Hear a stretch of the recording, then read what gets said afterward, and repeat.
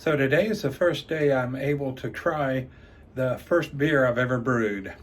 So this is a dry Irish Stout that I made from a kit in a 1-gallon batch.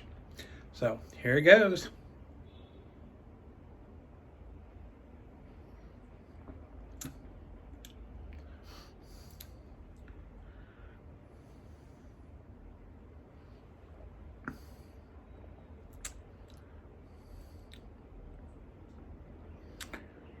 Definitely dry.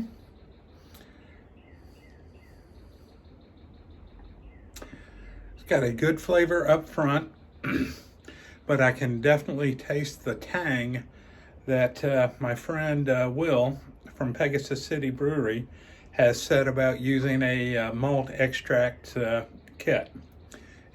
You can definitely taste that tang. Overall, very pleasant, and I'm glad I've got several more bottles of this.